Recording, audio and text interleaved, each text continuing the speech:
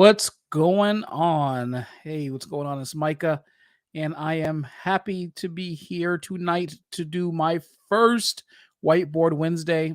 Whiteboard Wednesday is when I take you through a business strategy or business concept so that you can basically learn it and implement it in your business. So, without further ado, we're going to get started and we're going to just jump right into the nitty gritty. Let me just have to do one thing real quick here. And oftentimes when you think about KPIs, if you think about KPIs, you should be thinking about KPIs.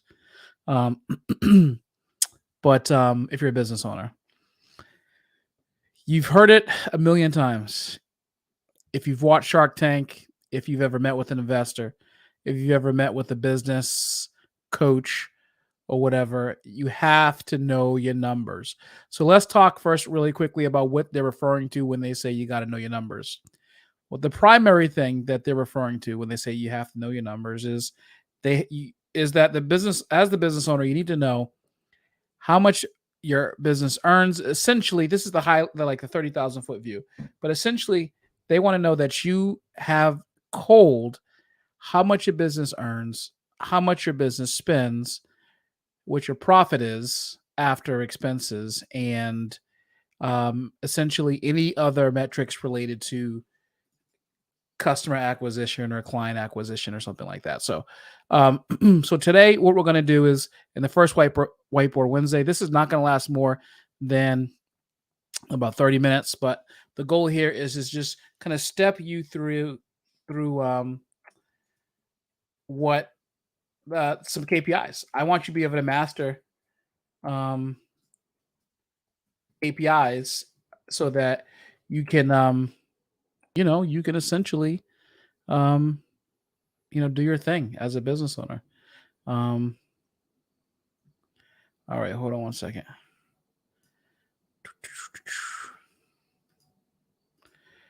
All right, let me just pull up my whiteboard. I have a whiteboard for you, hence the whiteboard Wednesdays. Let's see, share screen. All right, here we go. Now, I'm going to speak to you about knowing your KPIs based on what I have called the altitude framework. Now, the altitude framework is a way to create goals and to make sure that your goals are on target and to make sure that everybody in your business actually knows what your goals actually are. So it is a framework within my overarching small business training principle or methodology, the BOP method. The BOP method stands for Blueprint Optimized Position. But in learning about the BOP method, one of the things that you learn about the altitude goal setting framework to help you establish those KPIs or any metrics, and to create goals for yourself and for your employees. So first thing I'm going to do is I'm just going to define each one of the letters here so that you can know what each letter in altitude stands for. So let me get over to my handy dandy whiteboard. All right, so for the A stands for articulate. All right. And I'm going to explain these a little later. The B stands the B. I think I'm losing it. The B stands for the B. Why do I keep saying B? The L stands for longevity. Okay. The T stands for tangible metrics. All right. The I stands for inclusive collaboration. The other T stands for targeted. The U stands for understandable. Understandable. D stands for dynamic review.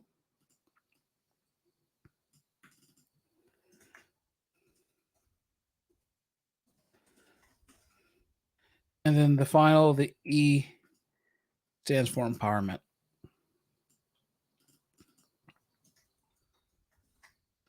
Now, this is the framework in which you are going to actually um, create your KPIs.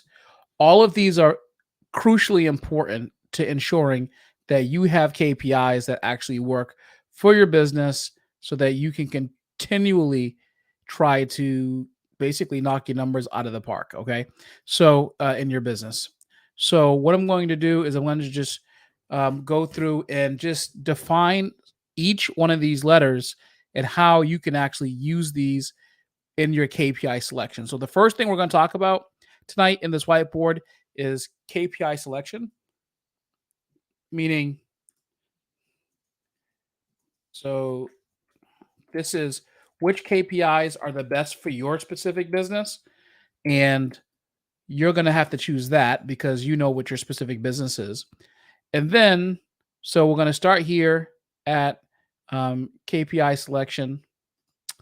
And then after we go to KPI selection, we're going to go over to some KPIs that are vital that every single business needs to know regardless. So there are some specific industry KPIs that you're going to need to have for your specific industry, but there are a few vital KPIs that every business needs regardless of which industry you're in so that you can make sure, and these are growth KPIs.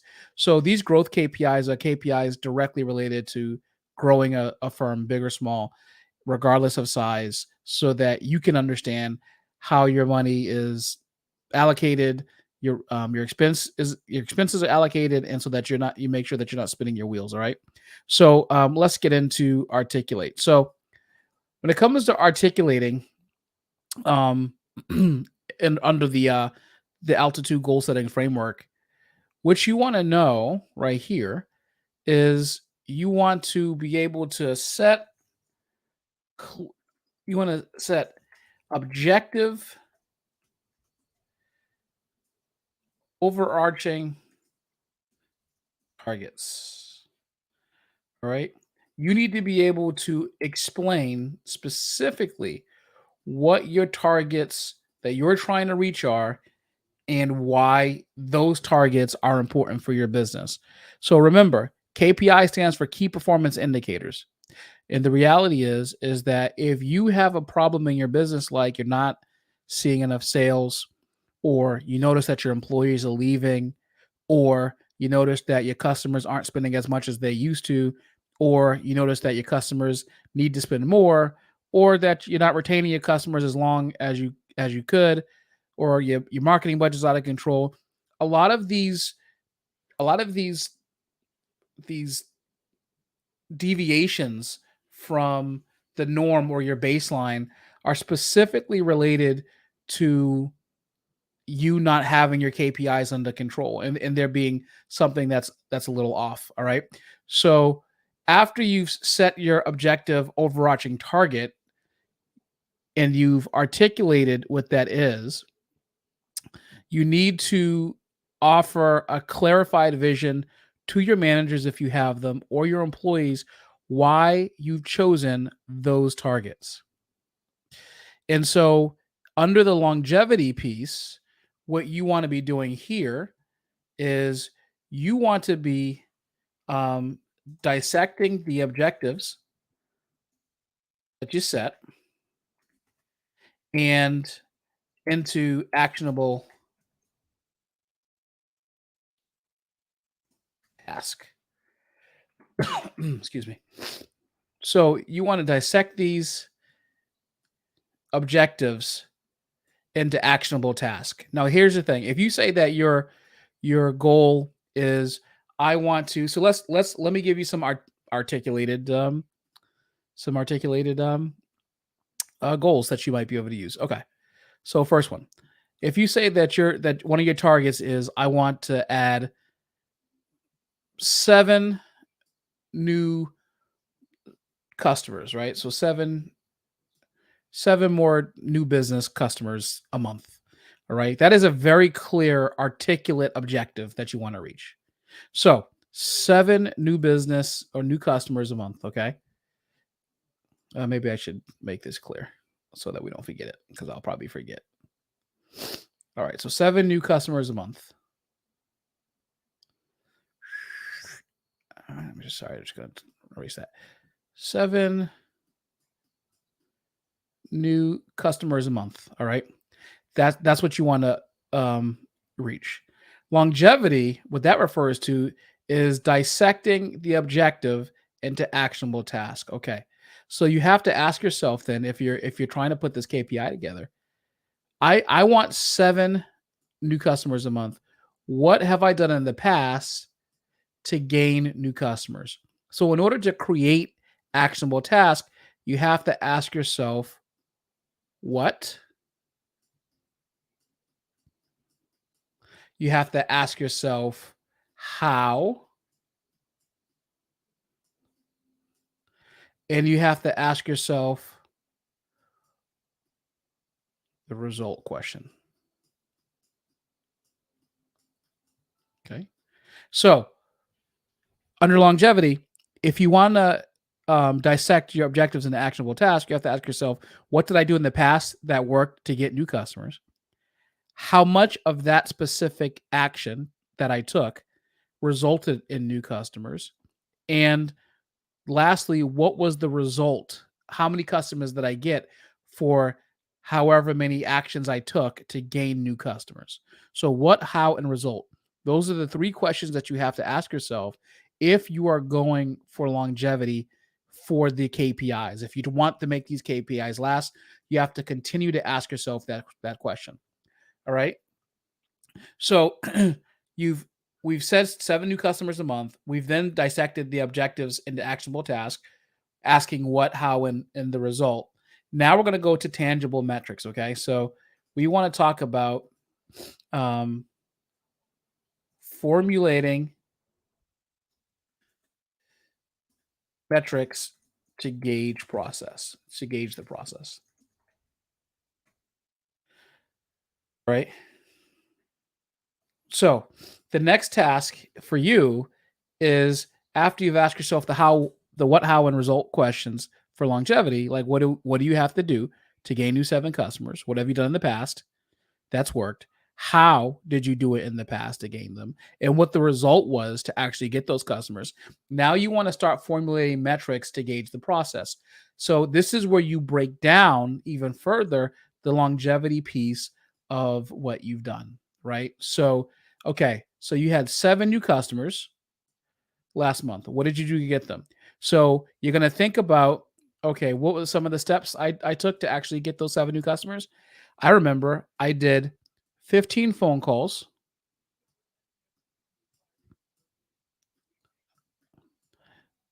All right, so 15 phone calls. I did 10 text to customers or prospects. All right. And then I also submitted 10 emails. All right. You did 15 calls, 10 texts, and 10 emails. And that netted you seven new customers. So let's do a little bit of math and just talk about um, what this actually relates to. So you know that by looking at all your efforts from how you gain seven new customers, that between the three things that you did to gain those new customers, you had 35 touch points with prospects in order to gain seven new customers. So, in order for you to get seven new customers, your ratio of closing is about 20%. So, of 80%, so here's the thing, 80%, now you know 80% of the people that you actually work with, that you try to prospect to, are not going to pay attention to you. They're probably going to walk away. 20% of the people that you actually deal with are going to actually become new customers as they go through your process. But here's the deal. How long do you measure? Now, an appropriate question would be, how long do you measure, each one of these items to make sure that, because obviously these rates are going to change based off of the time of year and what's going on and all the other stuff. So how do you measure all these things against time periods? So one of the things I recommend to my business coaching clients, and I'm recommending to you here on this whiteboard, is that you measure this over 90 days, so 3 months, and then month to month you see if your um, progress is aligning with that metric that you set. So you now know that you have a 20% close rate. All right. And now what you would do is you would take this close rate and you would write that down. So out of all your effort, you're going to close 20% of all the prospects that you have. All right. And you then take that metric and you say, okay, me as a business, if it's you closing it, me as a business owner, I know that I have a 20% close rate. When I hire someone to actually try and replace my effort in sales, they're probably likely only going to be, because they're not the founder of my company and they can't necessarily talk about it like I do with the passion and the gusto. They're only going to be able to close about 80% of what I do. So that close rate is going to be adjusted.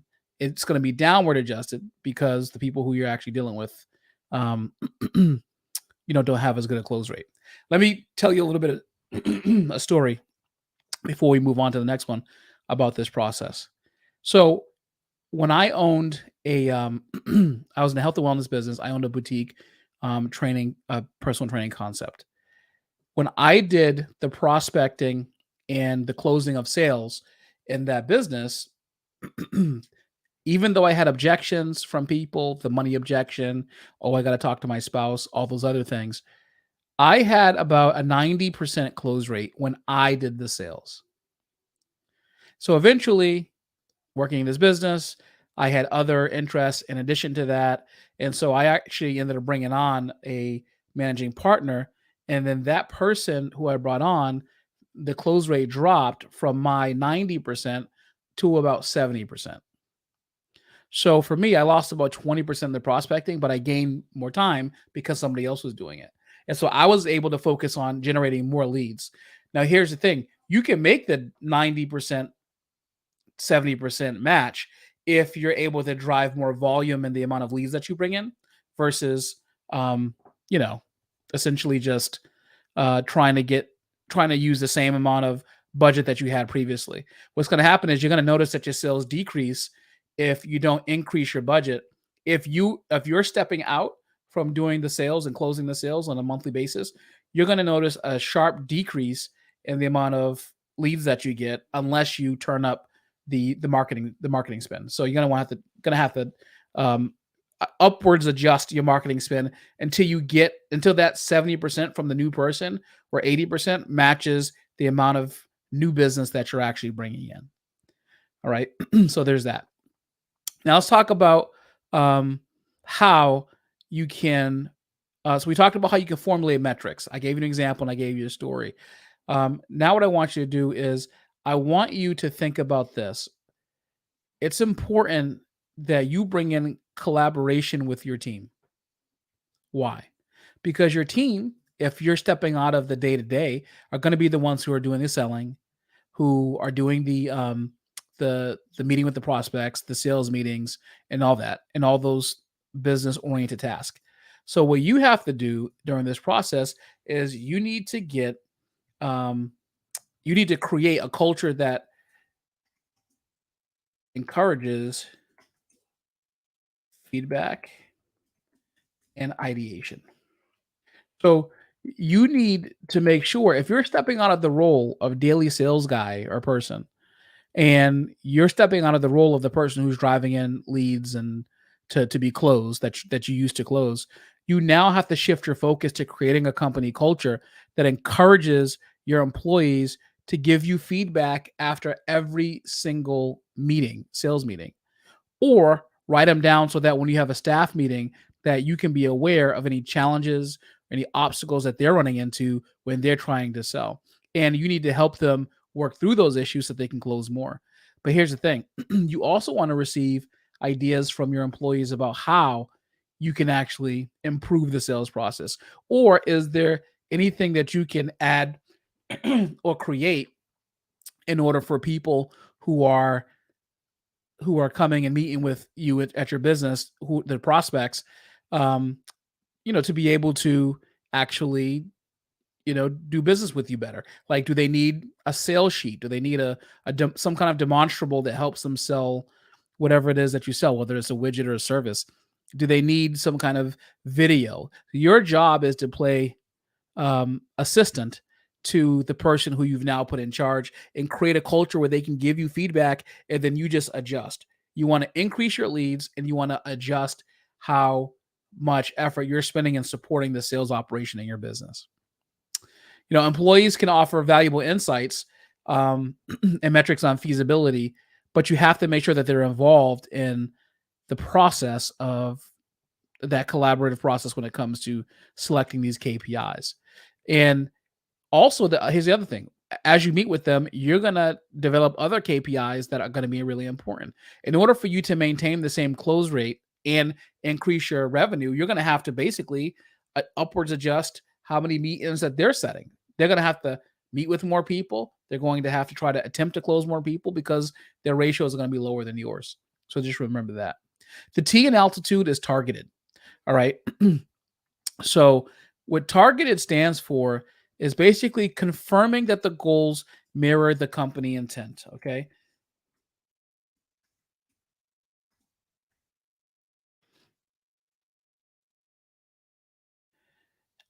And what you want to do is you want to translate complex objectives into digestible targets.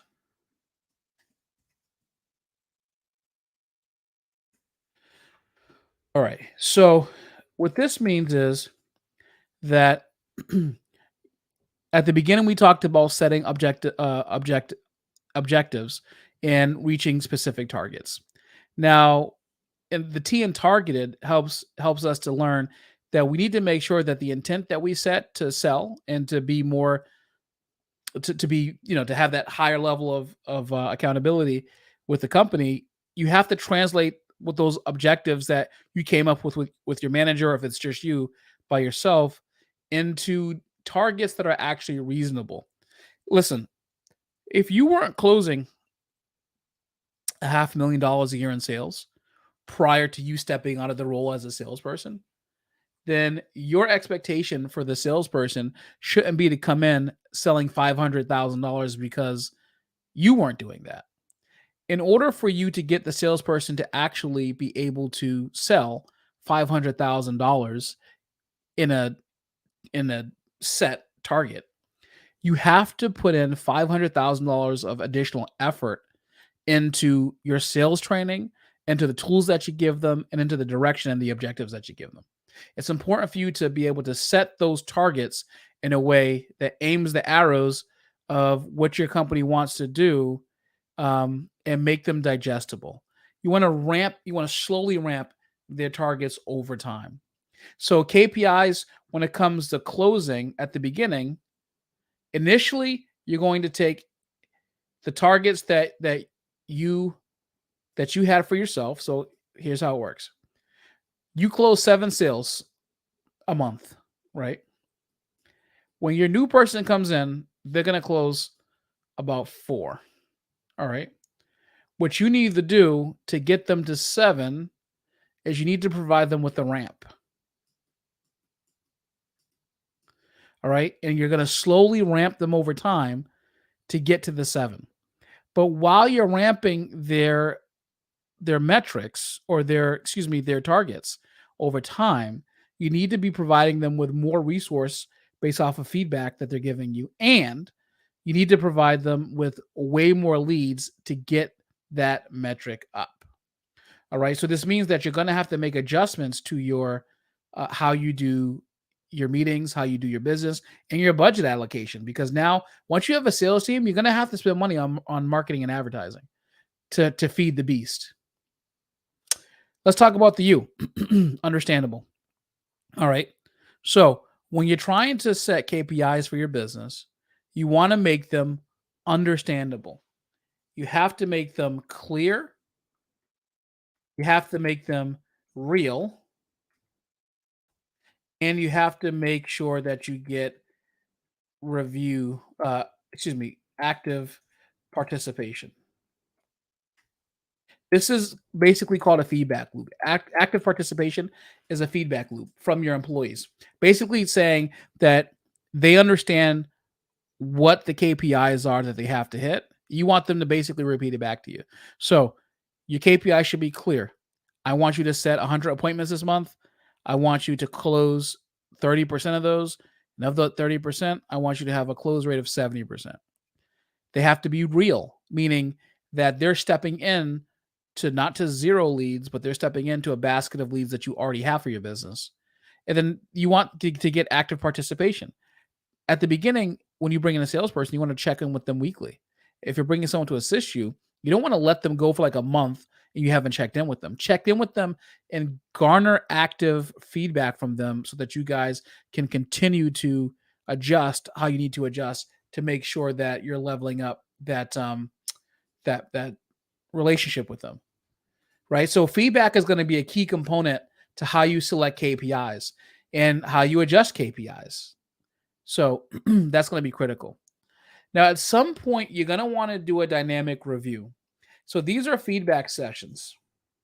And if you notice, a theme in this whole KPI exploration is getting feedback from the people you do business with. Remember, not everybody knows everything. It's important for you to get feedback from your employees to see how you can help with retaining and signing new clients. Let me give you a story. So like one time I had a staff meeting with my employees, and I used to have this CRM that every time after a service appointment that we would have, the CRM would email and text out a review, how was your session, a review, a rating, and for most of the customers that came in, they thought I was a little annoying. So, but I didn't realize that. And so the problem with that is I started noticing that there was a decline in people using the booking apparatus that we had, which was an app-based booking program, so that they can come in and actually have a program. And so basically, once that started to go down, I was like, well, how come I'm noticing I'm not seeing them booking in the app anymore? It was because of that. But I only learned that because of the feedback loop that I got from an employee. And here's the thing. It wasn't that these people had stopped showing up. It's that they had started just calling for appointments directly with the employee as opposed to using my dedicated CRM that actually tracked the KPI. So I had to turn that feature off. So without that dynamic review, my KPIs had started to take a hit. And I didn't realize that there was that issue until my employee said that. So getting feedback in a real time on a regular basis is important. Now, here's the last part. I think that's really important. Now, this isn't really as technical as the other stuff that we talked about, but empowering your employees with the necessary tools, resources, training, etc. Okay. If you are going to change and set your KPIs, it's important for you to give your employees a way to measure and to achieve the KPIs that you've set out. So after you articulate your KPIs to them, and then you dissect the objectives into actionable tasks, asking the what, how, and result questions, you formulate the metrics based off of the what, how, and result questions. You bring them in for feedback on those, and then you take those and then you break them into digestible targets for your employees that are clear, real, and receive active participation.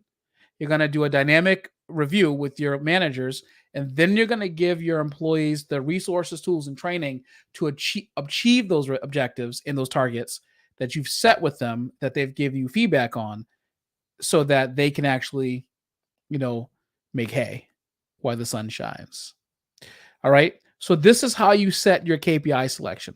Now, if you're a little confused or you just want this framework and you're watching this, you can go to the description, and I have tonight there's a 50% off coupon for my KPI code breaker, which which if the link's in the description, and you can pick that up for half off just because you're watching this. Just make sure that you enter code Whiteboard into the promo so that you get a 50% discount on this. Now, here's what I wanted this. We have two more parts to this, and then I'm gonna jump off. So the first part is the KPIs that every business needs. All right. And this is really important. Let me clear this frame. Okay. So KPIs that every business needs, no matter what industry you're in, period, end of story. You need to, if you don't know this stuff, you're going to be screwed, and you're going to overspend, and it's going to be tragic. And I'm going to say, I told you so, because I told you so. So the first one is revenue growth rate. All right. Revenue growth rate is an insight into your sales performance. How fast is your revenue growing year over year and quarter over quarter? So this KPI is measured year over year, okay, and quarter over quarter.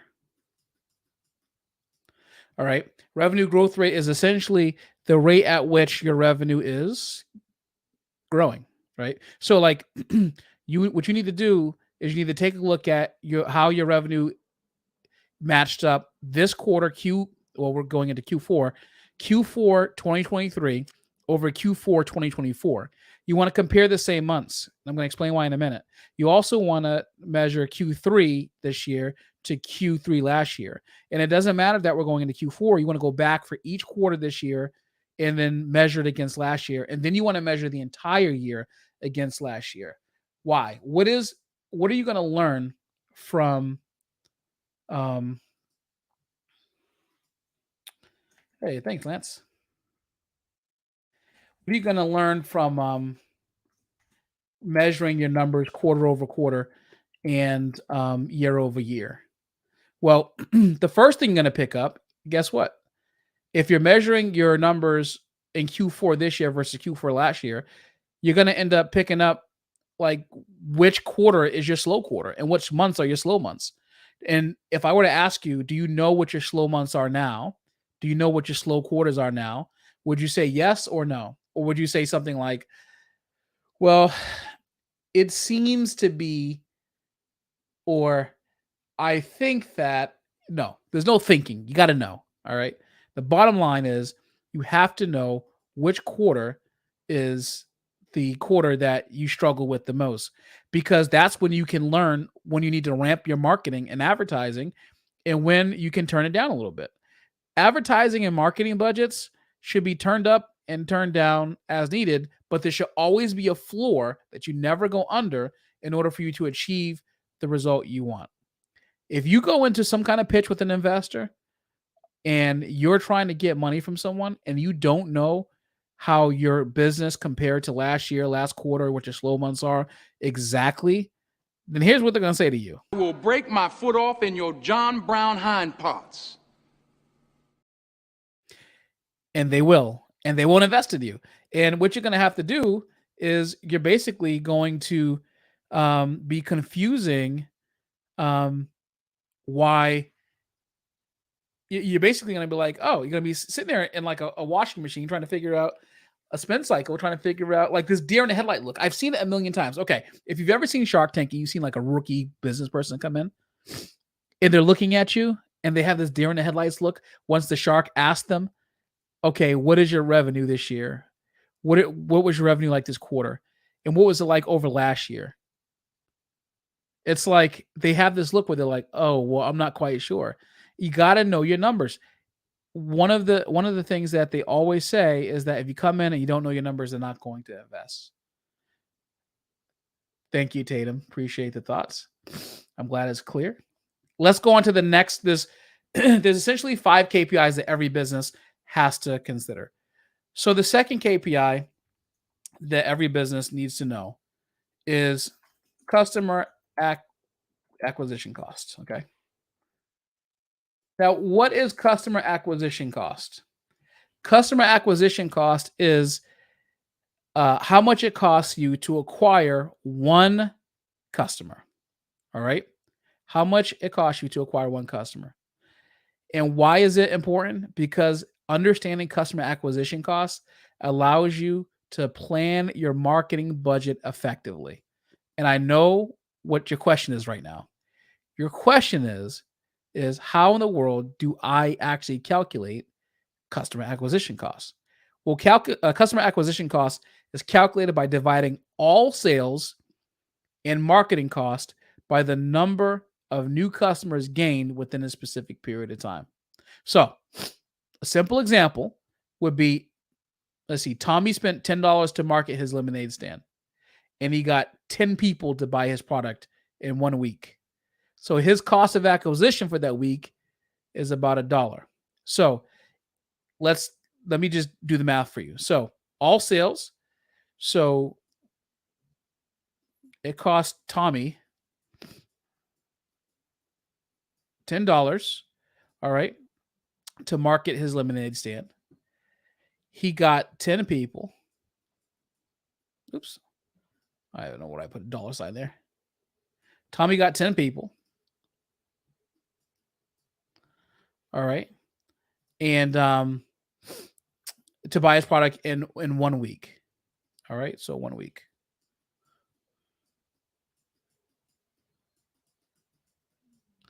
All right. So customer acquisition cost, again, is calculated by dividing all sales and marketing costs by the number of new customers gained within a specific period. So all sales would be Tommy got $10 to he spent $10 to market, and he got 10 people to buy his product in a week. His cost of acquisition for that week was $1. So you need to take the all sales. So let's say that he got $10 because he paid that each person spent $1 on the lemonade, and he spent $10 to get that $10. You divide it by 1 week, which is the time period, right? So $10 plus, oops. Sorry, my math ain't mathing. So all sales, so let's say he did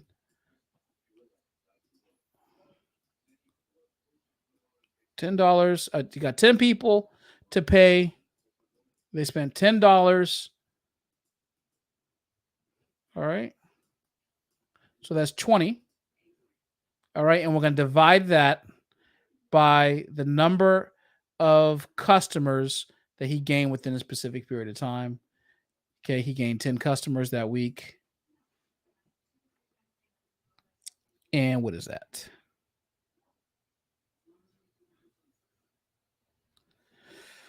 Well, in mine, it's 2. But that's how you calculate it. All right. So it is 10 plus 10 divided by the $10 that he spent. All right. So he spent $10 to market his lemonade stand. He got 10 people to buy his product in a week. And then his cost of acquisition for that week is $10. And I'm sure my math is off because I'm on the spot. And I should have done this example prior to this webinar, but I didn't. All right. So the next KPI that you're going to need to know for your business is customer lifetime value.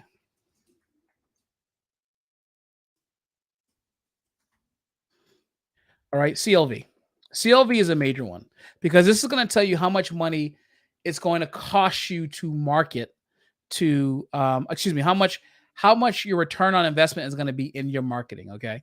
So A customer lifetime value is calculated by multiplying how much your customer spends with one purchase. All right. So if your customer spends $10, going back to $10 on your purchase, and they spend $10 every single month on you, all right, and they stay on average for 6 months, your customer lifetime value is $60. Okay. So let's go back to lemonade stand example with Tommy. Okay. So if Tommy's customer spends $10 in lemonade in a month and they stay for 6 months with him, and on average total, they over that 6 months, because they're spending $1 per time for $10, and they spend $60 on their on him total because they stay 6 months, then if it cost him for every $10 he spends in actually acquiring one customer, he knows that he's going to get $60. So he's going to get a 6x return on every single $10 that he spends. So if Tommy spends, $100 on marketing to try to get people to his lemonade stands, okay, you just multiply that by 6. So $600 is how much he's going to make. And you can do this exponentially, right? If he spent $1,000 and they say 6 months, he's going to get 6,000. This helps you to understand how much your customer is going to ultimately pay and what your return on your actual investment in for your marketing actually is, and how much you can spend. So for instance, if you are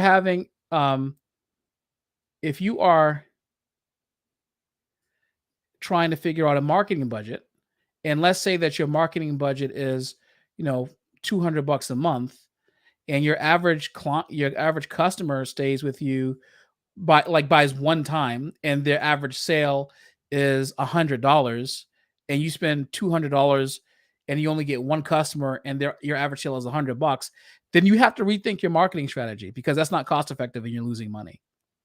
However, if you have a marketing program and you spend $200 and your average customer is a one-time sale, they spend $100 on you, but on average you get 12 customers, each spending $100 on you, then your marketing program is actually worth it. But that's a figure that you have to know. How many times does your customer come back in a sales cycle? How long is your sales cycle? Do you only spend money one time, or do you spend money, does your client or customer only spend money once, or do they spend money multiple times for a specific period of time? And you can figure out exactly how much it's worth to actually spend on marketing. So when you're trying, here's what else this KPI actually helps with. It helps you to understand.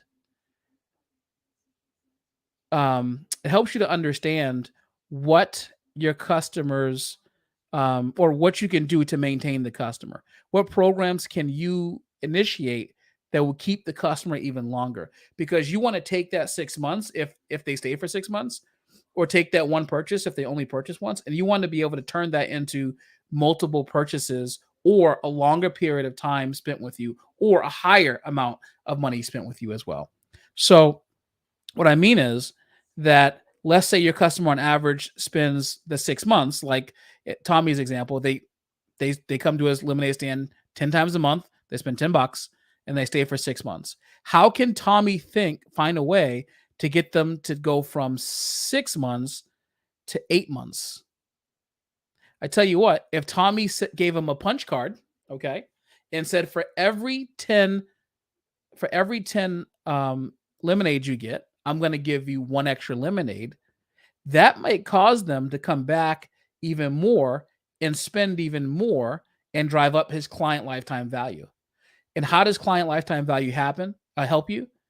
The more customers you have that spend money over a long period of time, the more predictable your revenue actually becomes. And in small business, one of the hardest issues for small business owners is predicting revenue. They don't know what their business revenue is going to be month over month. They don't know what it's going to be next quarter. They don't know what it's going to be next year. But if you know that your average customer spends 6 months with you, 12 months with you, then you're going to know how much revenue you have coming in over the next quarter or two. So I hope that makes sense. Put a yes in the chat if it makes sense to you, what I just said about client lifetime value.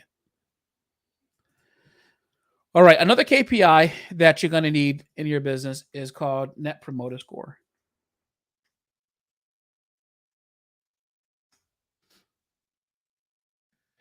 Okay, so Net Promoter Score is essentially a scale, an index between 1 and 10, 10 being the most likely, 1 being the least likely.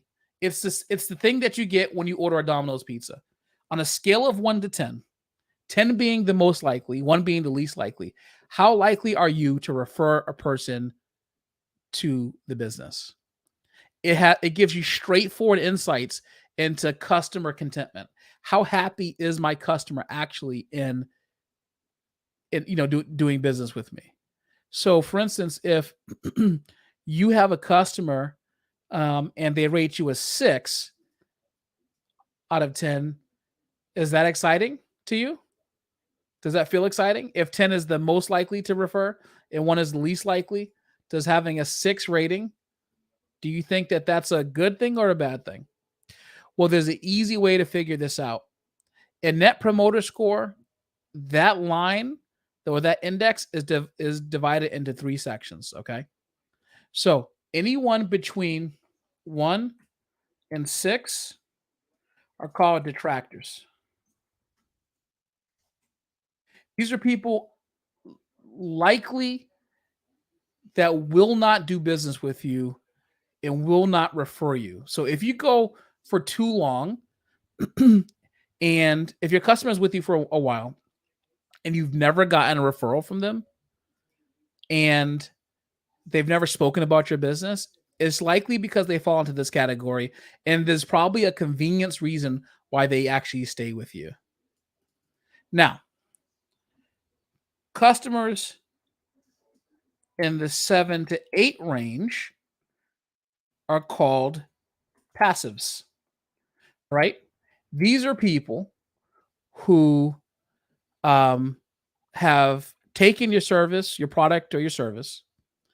These are people who enjoy perhaps your product.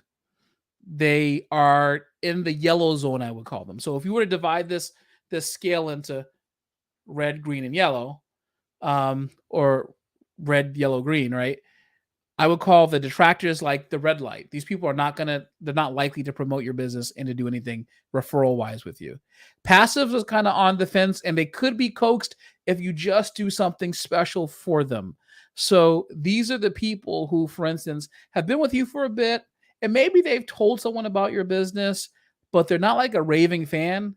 They like what you provide and it's convenient for them, but they're not necessarily a raving fan of yours, but they're not going to talk bad about you. They kind of are in the strike zone of you being able to bring them in to the next group of people who we're going to talk about, which is the 9s and 10s, or the promoters. Okay. So let's take a look at this, the KPI. If you were going to spend money on any one of these groups, which one would you pick? You'd probably pick the promoters, right? These are people who are going to be with your business. They have been with your business. I'll give you an example. I had a customer who was so loyal, and maybe you have customers like this. Customer that's so loyal. Customer has been with me for over 14 years. That's how loyal she is. And she tells people about me still, even after 14 years. And, does nice little things for me as well. Right? That's a person who's a promoter. That's a person who enjoys doing business with you. And these are the people who you reward with gifts of their own. So for instance, these are the people you reward with longevity gifts. You've been with me for so long. Here's a gift for you for coming back and doing business with me 1 million times. I want to just give you a little something for being such a long-term customer of mine. Here's a bottle of wine. If they don't drink, here's a gift card to your favorite store. Here's cash back. Don't worry, the next thing is on me. These are people who have spent so much money on you that you want to reward them for their loyalty to you and all the money that they've actually given you. This is a KPI that you need to know. I'm going to tell you how you do this in a minute. The passives, the ones that are kind of yellow, these are the ones that need to be brought back. So how do you deal with the passives? With the passives, what you do is you send them a note saying, hey, look, I appreciate you being with me. I thank you for your business. And I really want to see a lot more for you. You're making great progress, or we're making good progress with you. Or I noticed that you've enjoyed yourself. I noticed that you've shared your time with us on Facebook or Twitter or TikTok or whatever. And I wanted to say thank you for doing that. Hey, how about I do something special for you because you enjoyed yourself. So here's what I'm going to do. Why don't I give you this coupon for your friends, and you can bring your friends with you the next time you engage in business with me. Here's some coupons for your friends. Since you've been, you haven't been with me long, but you seem like you enjoy it. Here are some coupons for your friends so that, you can bring them with you. They can enjoy the experience with you. Or here's a gift card to my business so that you can try this other service that I have, so you can see if you connect with this one as well. Or I noticed that you were telling me the other day that, you were going to see your sick mom from out of town. Thought we would make a card for you. Here's a card just saying, I hope she feels better. I know she doesn't know us, but we thought we would write it. Our team would write it for you so that you can just know that we were thinking about you. It's those little things like that for people who are passives that bring them back to the table. Your goal with passives are to bring them back to the table, or to get them to actually want to re-engage with your business. For some reason, they may have checked out for a bit, but you need them to come back. Here's the thing about promoters. If you don't take care of your promoters in a big way, and some of them are just happy as pie in their own world and they'll always buy from you. But if you ignore your customers, they will go away. You won't see them. They're going to eventually, maybe they fade. Maybe there's another marketing message that they end up liking more than your message. Maybe there's someone who's speaking to something that they're going through right then and there. If you don't check in with your passives, they're going to fall into the detractor level. If you don't talk to your promoters, they may become passives. The way that you can fix this problem is is understanding that this is a contentment metric right here. This is a contentment metric. So how do you implement this? You implement this whenever someone takes a service of yours or buys a product of yours. You need to send them an email that says, hey, I appreciate you doing business with me or with the company. Thank you for buying my product, or thank you for coming in for the service. On a scale of 1 to 10, how likely are you to refer us to a family or friend? 1 to 10. And there are plenty of NPS like integrations, third-party tool integrations that you can use with your email system. And you can find one of those online. All you got to do is Google NPS third-party integration tools, and you can use that, put that in your email system. And here's what you do. If they score lower than an 8, you want to get feedback from them. So even if you don't have a third-party integrated tool that you can use, you can send out a manual email that says, on a scale of 1 to 10, how likely are you to do business with me? And when you get the email back that says that they are in 6 or 7, or 7 or 8, you're going to send them an email. And what you're going to do is you're going to say, hey, I noticed that you rated us a 6, 7, or 8. Is there something specific that I can help you understand about how you do business with us? Like, is there something that that you're having an issue with in the business? You've bought a couple of times, or I know this is your first time buying with us, but I want to make sure that your experience is really enjoyable. how can we make you go from a 6 or a 7 to a 9 or a 10? And most people, if you approach them honestly, will tell you honestly how they feel. The goal for the NPS and you learning this is for you to encourage them to become promoters of your business, because they're going to say, oh, this person right here, they're the ones who, like, they checked in to make sure I was all right. And then they actually addressed my concerns. They turned it around. I'll never stop buying from them again. These are the things that large businesses do that separate them from small businesses. Small businesses sometimes are so wrapped up in putting out fires and firefighting that they don't focus on customer retention, the metrics that matter.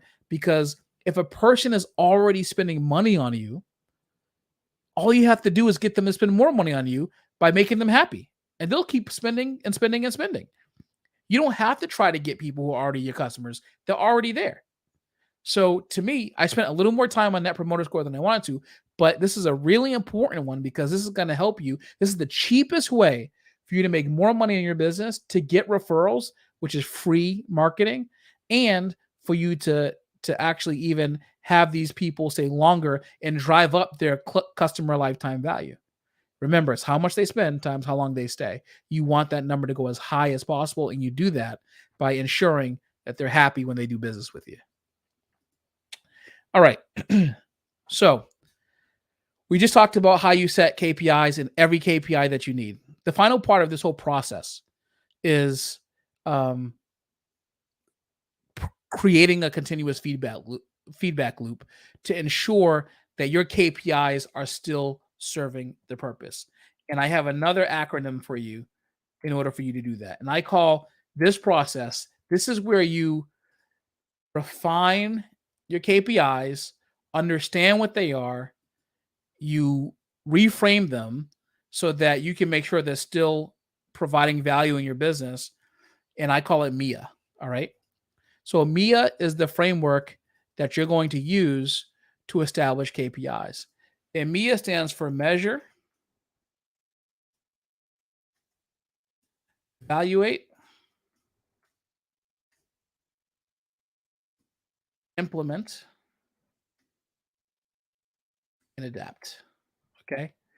Measure, evaluate, implement, and adapt. So first, we talked about setting clear metrics. You want to then create a baseline for comparison. All right. Remember, we talked about you want 7 new customers this month and every month. That's going to be 7 new customers is going to be your baseline. All right. You're never going to go under that. All right. That's your baseline.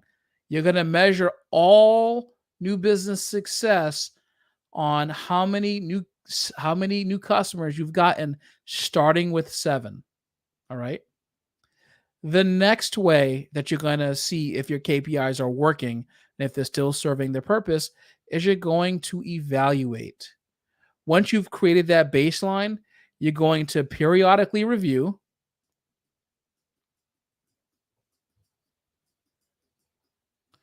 Periodically review the data and then see, are you hitting that 7 new customers a month that you wanted to? All right. So 7 new customers a month. That's your clear metric. That's your baseline for comparison. The next step is to set up periodic review sessions, whichever frequency that you think is the most important for your business, whether it's monthly, quarterly, biannually, or annually. You want to set them up, these periodic review sessions, to see if 7 new clients a month, are you lowballing your goal, your targets, or are you above your targets? And then after you have the periodic review sessions, you're going to move to the next step of analyzing your KPI, which is the implementation. So now you're going to take the information from the baseline that went into the review session, and now you're going to take that into integrating your KPIs into your business process to collect data.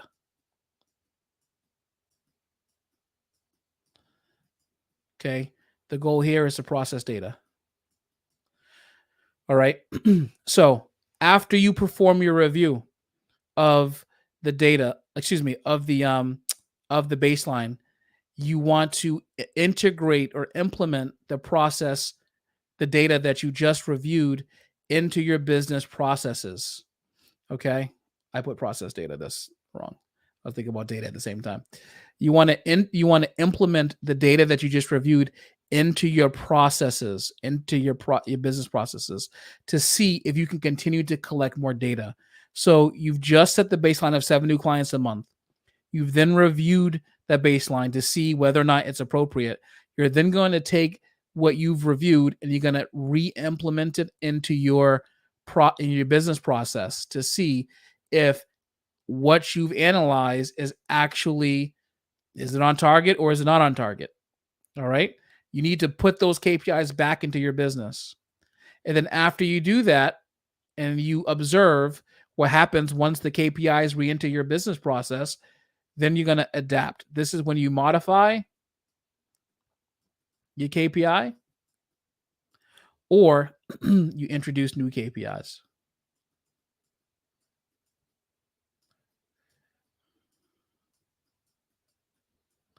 All right. You do not want to change your KPIs until you've gone to one of these processes, until you get through this process first. So the first step is to measure which means to set those clear metrics. We talked about how to do that earlier. Create a baseline for comparison. We talked about how to figure out what your baseline is earlier. All right. The second thing you do after you measure, all right, and create that baseline is that you evaluate. You set up a review period of some frequency that works for your business: quarterly, monthly, weekly, annually, biannually, whatever the time period is. You then take what you reviewed and you put it back into your business process so that you can observe that data that you just reviewed in process. And then if you notice that it's still not hitting the mark, you modify it or you create new KPIs. That's how you see if your KPIs are working. MIA, you measure, evaluate, implement, and adapt. All right. And so you may say, well, there seems like there's going to be 2 review periods here. Is that a redundancy? And the answer is there are 2 review periods based off of implementation into your business process. So once you see if your baseline is working, the seven new clients is working or not, and you review the data on whether or not it appears to be working, then when you plug it into your business process, which is essentially your sales team and your sales team, or how your employees are performing, or your net promoter score. The goal for that is to see, okay, based off of the data, is this data accurate? So the review is to see what the data is. The process implemented into your business process is to see, is what you reviewed accurate? Is what you reviewed accurate, right? Like, are these numbers actually, do they add up? So you need some time to figure out whether or not it's working. A week or a month may not necessarily be long enough. You're going to need a period of about maybe a couple months to a quarter to see. And then after you implement in your process with the goal of observing them, then you want to modify or create new KPIs. So I hope that makes sense. Put a yes that makes sense in the chat if it makes sense to you. So that's how you do that. Sorry, I'm just looking like I got messages coming on LinkedIn and email at the same time. So that's the KPI process that I use. That's how you determine your KPIs. I gave you KPIs that are important to actually use in your business. And then I gave you a way to measure to see if your KPIs are working. That's what I call the full KPI life cycle right there. Now, remember that the KPIs that I gave you that every business needs to consider, those KPIs are general that apply to every business. you're going to have to add KPIs to your business that make sense to your business. If your business has additional features or functions in it that we didn't talk about tonight, then you're going to have to look at those again and see how you can create a baseline. Remember, it's all about creating baselines. How you can create a baseline for those new KPIs that work for you. All right. So, for instance, what you want to do is if you measure your success based off of appointments booked versus prospects closed, that's what you have to look at. If you measure your KPIs based off of, you know, employee efficiency ratios, like how efficient are my employees during the time that they're working, because you know that by them delivering on those employee efficiency ratios, you're going to actually end up with the revenue that you want, and servicing the amount of clients that you want based on those operational efficiency ratios. Then that's what you look at. But KPI should always follow the function of what I showed you tonight in the whiteboard session. And don't forget, if you want to actually get what we talked about tonight, you can link in the description. You get 50% off by just putting in the code whiteboard in there, and you'll get my KPI code breaker, which breaks all this stuff down for you so you can have it for yourself. I think it costs like $24 with the 50% discount. You're paying like $12 tonight. All right. So it's not expensive. All right. So appreciate you tuning in tonight for the live whiteboard. Go kill it. And then next week, I'm going to be back with another live whiteboard tackling another business strategy. And I'll let you know exactly what it is as we get closer. So make sure you follow me on Instagram. Make sure you like and subscribe to the YouTube page. And next week I'll be back, and I will have another whiteboard session with you. And I will know my math next week. So it's late here. You have to forgive me. All right. Talk to you later. Peace.